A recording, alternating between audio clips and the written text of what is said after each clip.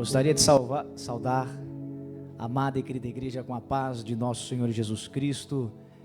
Motivo de alegria estar mais uma vez na casa de Deus para adorá-lo, para de todo o nosso ser engrandecer o nome daquele que nos deu a vida, daquele que nos dá o fôlego, daquele que nos sustenta.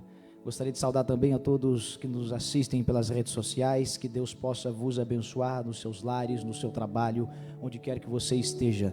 Que a presença de Deus seja real na sua vida. Aproveitando que os irmãos estão em pé, abram as vossas Bíblias, aqueles que as trouxeram, no Salmo de número 51, verso 5. Louvado seja Deus pela oportunidade. Quero agradecer a direção dos jovens Filadélfia, que confiaram em nós esta responsabilidade que é meditar nas Santas Escrituras. Que Deus possa continuar abençoando o trabalho que vocês vêm desempenhando.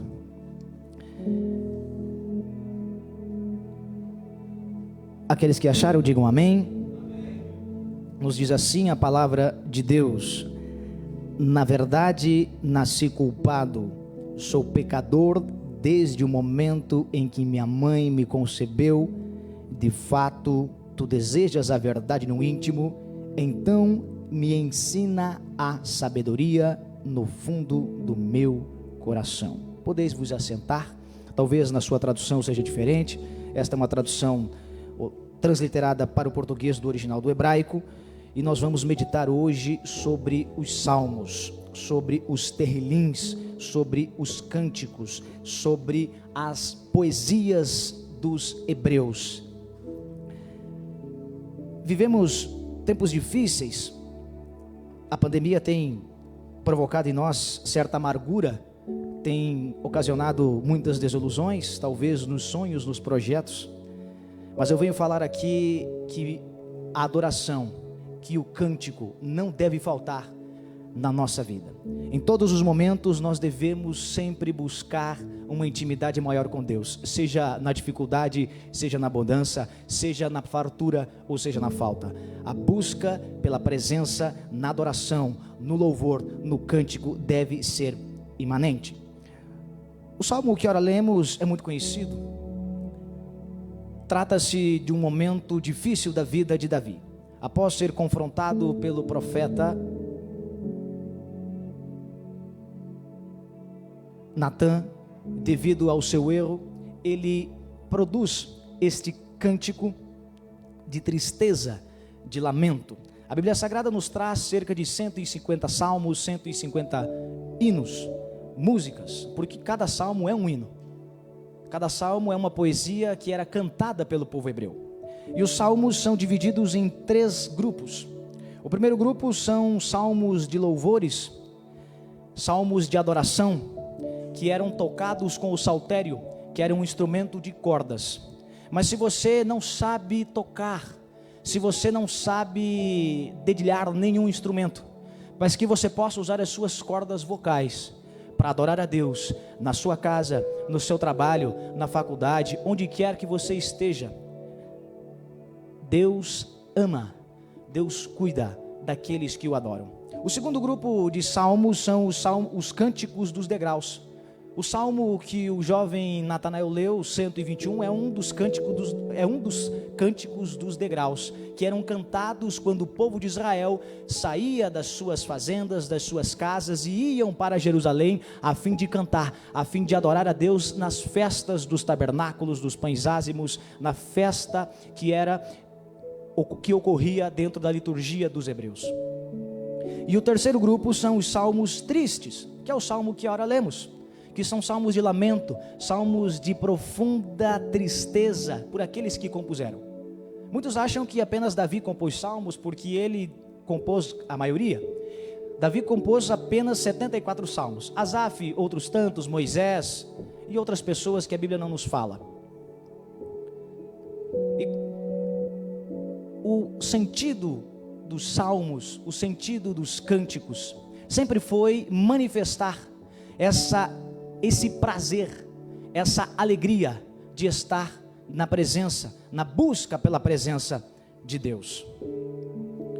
Mas o salmo que quero trabalhar, que quero meditar convosco, que Deus colocou no meu coração, é um salmo que vai dar sentido para essa angústia de Davi, porque o Salmo 51 é um dos salmos de Davi, o homem que foi segundo o coração de Deus, um menino que desde a sua mocidade entendeu o segredo da intimidade e na busca de uma relação com o pai. Davi era o 8º filho de Jessé, o belemita, nascido nas regiões de Belém. Jessé era um menino mais novo. Davi, quando escreve o Salmo 51, ele relembra de um histórico de seu passado, que quando foi concebido, em pecado foi gerado, trazendo para nós que a vida, desde o nosso nascimento, carregamos a culpa do pecado original. Davi, mesmo vivendo no ano de 1040 a.C., ou seja, 1000 anos antes de Cristo, ele entendia o segredo de viver na presença, mas sabia que estar na presença não significava que ele era melhor que outras pessoas ou melhor que os seus. Ele sabia que em pecado havia sido gerado e que a sua alma precisava ser resgatada. Ele entendia que o Espírito Santo era algo a ser buscado todos os dias na sua vida. Mas o que leva a entendermos o significado dessa tristeza do Salmo 91 é a grandiosidade que ele vai relembrar e vai descrever no Salmo 23. O Salmo 23 é um dos salmos mais conhecidos de toda a Bíblia. É o salmo, inclusive, a passagem bíblica mais conhecida dentre os cristãos e os não cristãos. Aonde quer que você vá, se você viajar, é difícil que você não veja em um carro ou em um para-choque de caminhão a frase: o Senhor é o meu pastor. Inclusive, era costume em muitos lares, há alguns anos atrás, aquela pequena frase, aquele pequeno adesivo que era colado em alguns móveis: o Senhor é meu pastor e nada me faltará. O Salmo 23 é o salmo mais conhecido, é mais conhecido entre os cristãos do que o próprio versículo-chave, João 3,16, é mais conhecido inclusive entre os judeus do que Levíticos 20, que é o texto-chave para os judeus. E esse salmo, ele é repleto de segredos, que nós vamos nesta noite buscar meditar, buscar refletir.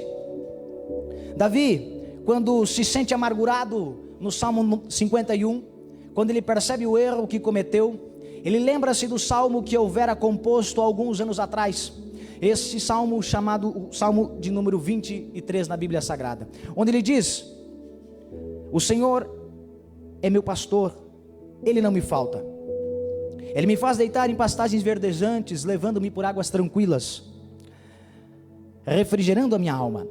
Ele me guia por caminhos retos, por amor ao seu nome. Ainda que eu atravessasse vales de escuridão mortal, não temerei mal algum, porque tu estás comigo. A tua vara e o teu cajado me protegem. Preparas uma mesa para mim à vista dos meus inimigos, unges a minha cabeça com óleo de um cálice transbordante, porque certamente a bondade e a graça me acompanharão todos os dias da minha vida, e viverei na casa de Deus por muitos anos vindouros.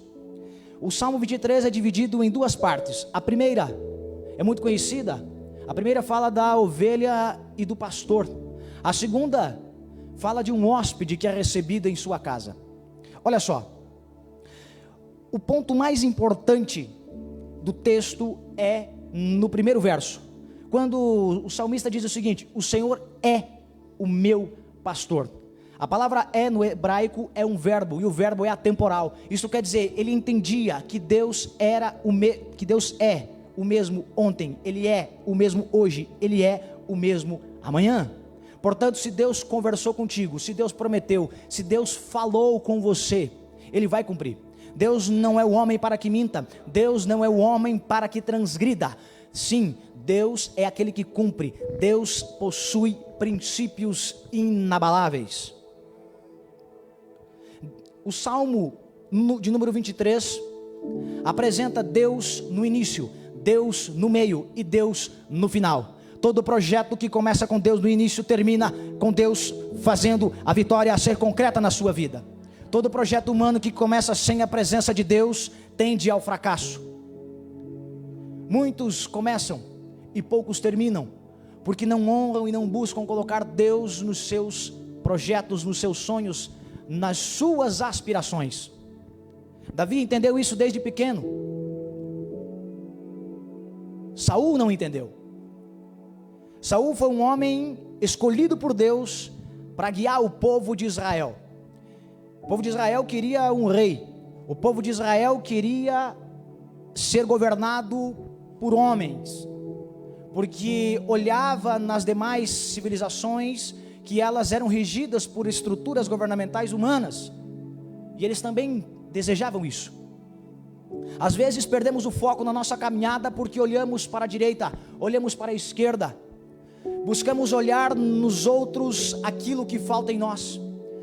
Às vezes estamos trilhando o nosso projeto, o nosso sonho, ansiando pela conquista daquilo que o nosso coração deseja. Colocamos na presença de Deus os nossos objetivos, mas no decorrer da nossa caminhada, nas dificuldades, olhamos para o lado e vemos o fulano, o ciclano. Poxa, ele consegue, ele tem uma vida melhor que a minha, ele está alcançando os objetivos mais rápido do que eu. E você para, porque a partir do momento que você olha para a esquerda, que você olha para a direita, você não olha para o teu objetivo.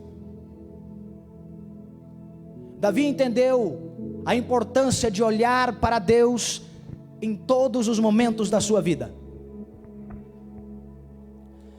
Davi vai ter um primeiro encontro com Deus sozinho, apacentando as suas ovelhas. Tarefa essa que era menosprezada nos tempos dele. Davi viveu durante todo o seu tempo, relembrando o tempo em que apacentava as ovelhas de seu pai, porque ele amava aquilo que ele fazia. Foi uma das primeiras incumbências de seu pai. Quantos desfalecem e perdem o foco na cruz, porque se esquecem das promessas que Deus fez no início do seu ministério? A juventude é um momento e um espaço na vida que dura pouco tempo, dos 16 aos 30 anos. A juventude no sentido mental, físico. Claro que ela pode ser renovada no sentido mental, mas me refiro ao tempo de crescimento e desenvolvimento que o jovem passa para ter maturidade. Meu pai diz que o jovem se torna maduro a partir dos 25 anos. E é uma realidade, é difícil tomar decisões quando a gente não tem experiência. Os anciões, a partir dos 60 anos, têm uma capacidade de raciocínio muito maior. As palavras vêm de uma forma mais ordeira. Eles conseguem raciocinar e pensar de uma forma diferente da nossa, porque viveram e passaram por coisas que nós não passamos. E Davi foi entendendo o segredo de, mesmo na sua juventude, adorar a Deus. Quando Saul transgride a lei do Senhor, olha para o lado, olha para a esquerda, não foca no objetivo que era governar e honrar a Deus. E ele foi um rei porque o povo quis. Não era o projeto de Deus colocar um homem para governar Israel. O projeto de Deus era governar o seu povo. Tanto que o projeto de Deus é governar a nossa vida. Deus quer cuidar das nossas necessidades, Ele quer suprir tudo aquilo que nos falta. Ele quer ser o seu melhor amigo. Tanto é que Ele envia o seu Filho Jesus Cristo para morrer por mim e por você, como sacrifício, porque não merecíamos nem estar aqui nesta noite. E no decorrer da sua caminhada, Saul deixa de olhar para o seu objetivo. Ele cresce no seu ego a ideia do poder que ele pode. E quantos homens e mulheres se deixam seduzir pela vaidade, pelo poder do eu posso, eu consigo, eu vou. Esse desejo, essa vontade é natural do humano, o desejo de poder próprio, não necessariamente o poder de exercício, de dominação sobre o outro, mas o poder de ser controlador da sua própria vida. Todos querem controlar a sua própria vida? Ou existe alguém aqui que não quer controlar a sua própria vida? É natural, o homem deseja cumprir aquilo que deseja.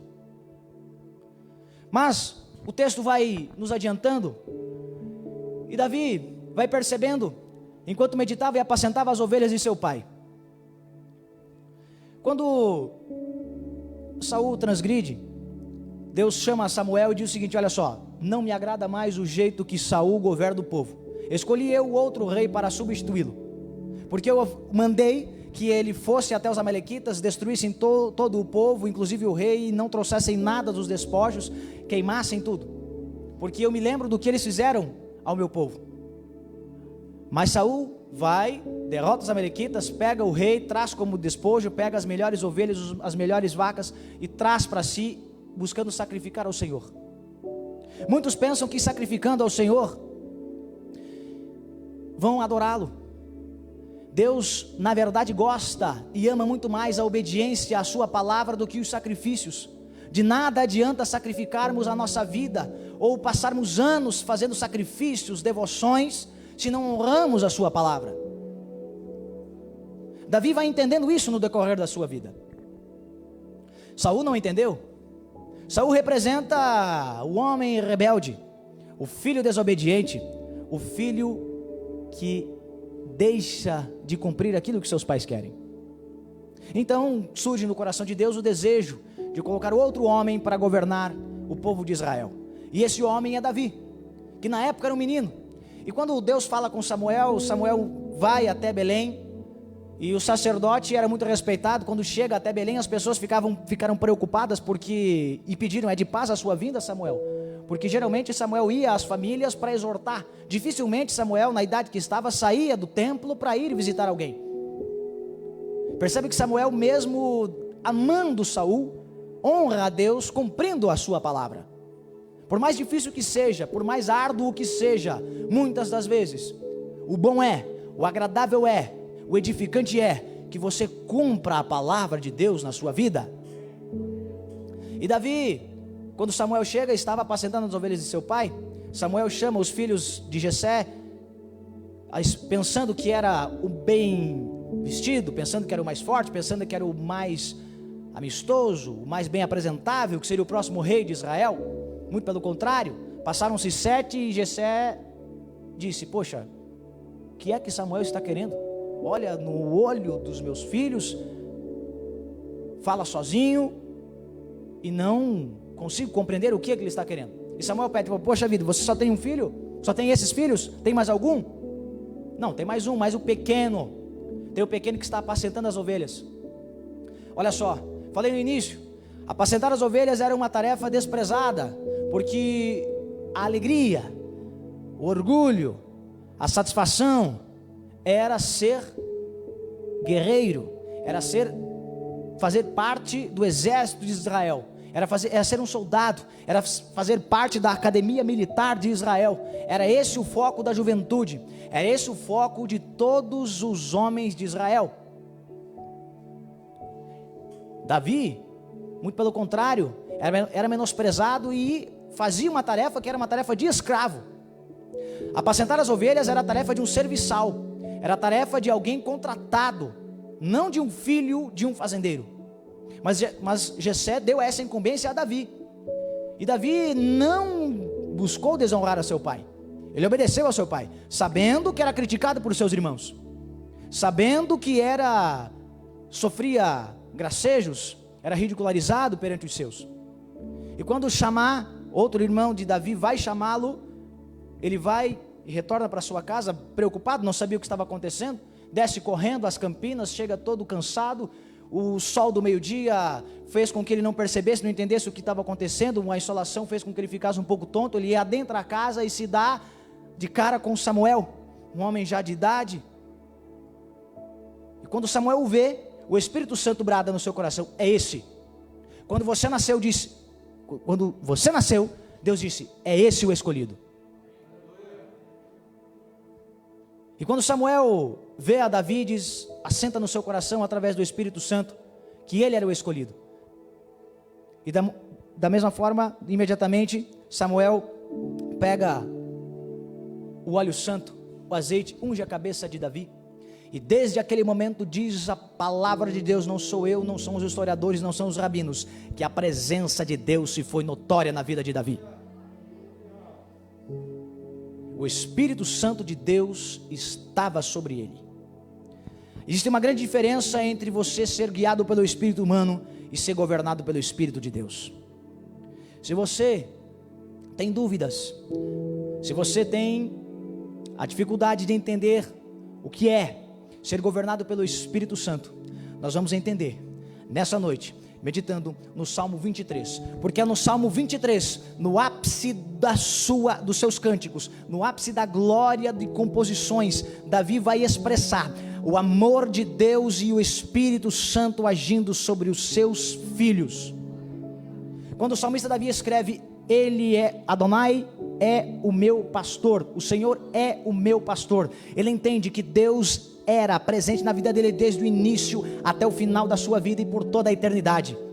Ele entendia que pastorear, que cuidar das ovelhas era um exercício difícil, porque ele cuidava. Ele entendia, quando ele escreve, ele usa as práticas do seu dia a dia, do seu trabalho, e ele vai indo mais além. Ele vai apresentando o Salmo 23 de uma forma espiritual inconfundível, porque você pode ler o Salmo 23 na alegria e você vai se alegrar, você pode ler na dificuldade e você vai se alegrar, você pode estar preocupado e você vai se alegrar, porque é um cântico atípico. Ele não se encaixa nos salmos do primeiro grupo, que são cânticos de adoração. Ele não se encaixa nos salmos dos degraus. Ele não se encaixa nos salmos tristes. Ele é um salmo que expressa a grandeza de Deus e o amor do Eterno para com os seus filhos. No Salmo 23, Davi busca expressar o sentimento que ele tinha para com Deus. Ele apresenta de uma forma extraordinária uma composição, um hino, que se tornou notório desde a sua composição até os final dos tempos. Tanto que Davi vai ser o único rei mais lembrado no Novo Testamento. Existem cerca de 60 referências a Davi no Novo Testamento. Davi é reconhecido por 3 grandes religiões, por essa intimidade, por essa busca pela presença de Deus. Não era os feitos de Davi que o tornaram notório na sociedade do seu tempo e na posteridade, era porque a presença de Deus estava na vida dele. Quando a presença de Deus está na nossa vida, as pessoas percebem a diferença, as pessoas percebem a alegria, percebem o irradiar dos olhos, percebem que as suas palavras são doces, percebem que as suas atitudes são de comportamento diferente. E Davi compreendeu isso desde pequeno. Davi entendia o segredo de adorar. Indo mais além, Davi, ao escrever esse cântico, ele busca expressar o amor que ele tinha para com Deus, para com o grande, para com o poderoso, para com o Criador dos céus e da terra, para aquele que tudo fez. No sentido estrutural, o salmo é composto por 6 versos, mas a palavra de Deus aparece 7 vezes. A palavra de Deus aparece 7 vezes no Salmo 23. E cada vez ela aparece de uma forma diferente. E esse é o ápice da nossa reflexão. Deus deve aparecer na nossa vida. Deus deve se fazer notório no nosso dia a dia. Deus deve se fazer presente no trabalho, na faculdade, no trânsito, onde quer que você esteja. As pessoas têm que ver o Deus que nós servimos. Davi vivia num momento, numa época histórica em que o politeísmo estava crescendo. As pessoas adoravam a cada dia um Deus, a cada momento, para cada situação adoravam uma deidade. Mas Davi não, Davi estava buscando apresentar que Deus, o Filho, que Deus de Israel era diferente. Olha só, quando Davi fala, Ele é o meu pastor, no hebraico, Jeová Raá, Ele me guia, o Senhor é o meu pastor, é aquele que me cuida, porque cuidar das ovelhas é uma tarefa difícil.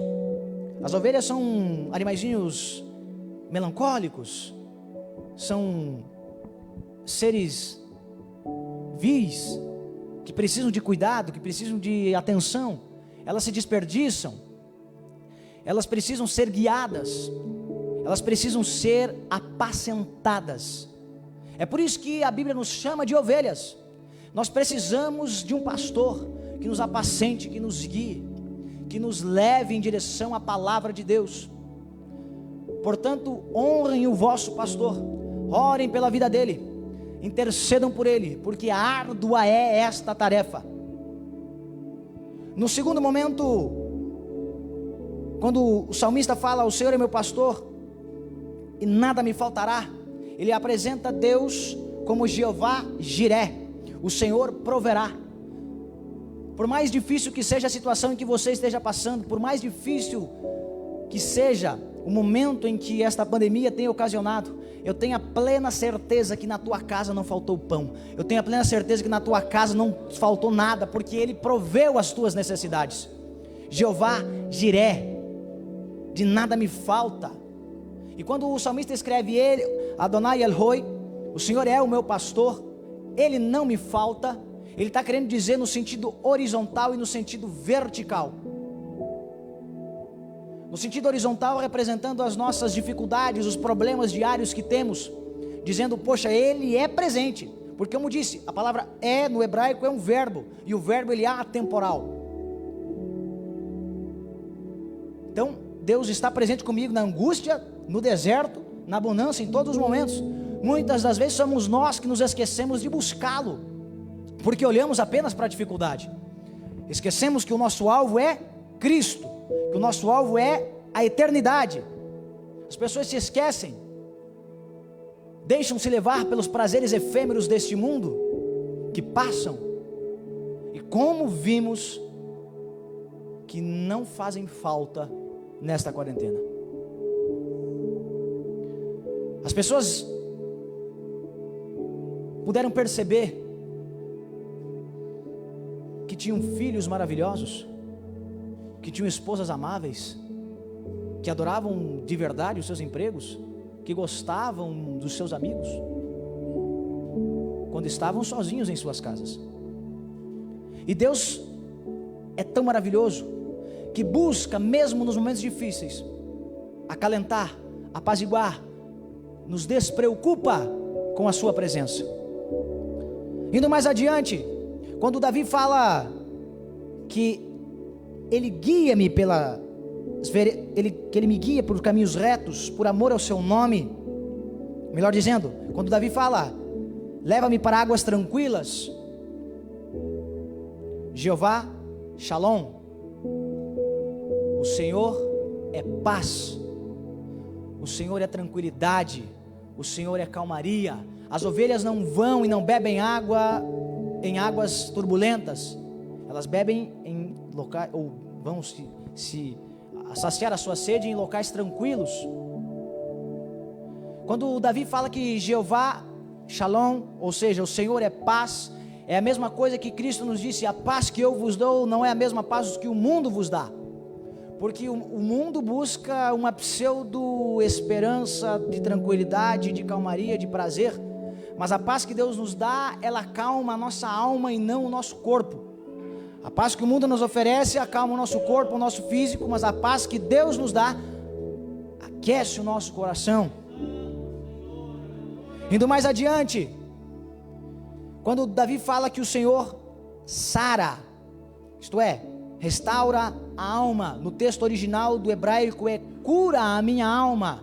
Ele está dizendo que Jeová Rafá, que Jeová cura, que Jeová, não importa a dificuldade, não importa a doença, não importa o problema, não importa a situação que você esteja vivendo, por maior que seja a tua dívida, por maior que seja a ponte que você tenha que passar, por maior que seja um muro que você tenha que derrubar, Deus, Ele é presente na tua vida. Se você o buscar, se você quiser, Ele vai te curar, Ele vai te abençoar. Indo mais adiante, e é o ponto mais importante e crucial, quando Davi sente o gelo da morte espiritual, ao ser confrontado por Natã, quando ele peca, e ele sabia que havia pecado, ele entende isso quando Natã apresenta para ele, porque a prática do pecado no seu ato não é entendível pelo seu raciocínio, mas depois, quando você é confrontado pela sua consciência através do Espírito Santo, o seu semblante desfalece porque você percebe o alvo e o erro que cometeu. E Davi havia entendido que havia pecado e errado, e o medo de perder a presença de Deus que havia recebido na sua juventude fez com que a sua alma se angustiasse. E a angústia é um sentimento que desfalece, é um sentimento que te estremece, é um sentimento que te perde o chão. Você fica desorientado quando você está angustiado. Mas Davi, ele clama, dizendo: ainda que eu andasse pelo vale da sombra da morte, mal algum eu temeria, porque tu estás comigo. Querendo dizer que Jeová chamar, que o Senhor está ali. Não pense que Deus está apenas na casa dele, na igreja. É um dos lugares que Deus se faz presente. Deus se faz presente no seu trabalho, Deus se faz presente na tua faculdade, Deus se faz presente na tua casa nesse momento, e Ele quer habitar no seu coração. Nós temos que dar espaço, nós temos que deixar Ele entrar. Jesus disse: eis que estou à porta e bato, e aquele que deixar que eu entre, entrarei e cearei com ele. Mas as pessoas não querem. Eles querem o Jesus do amor, o Jesus da bênção, o Jesus da prosperidade. Jesus abençoa, Jesus dá a chave de carro, Jesus dá carro, Jesus dá casa, dá apartamento, dá um monte de coisa. Mas é consequência da busca pela intimidade. As pessoas veem o processo final, mas não veem o planejamento, a estrutura que leva. As pessoas veem um prédio por fora, bonito, espelhado, mas não veem a fundação que existe no solo, a sapata, a estrutura, os pilares, a ferragem, a fundação.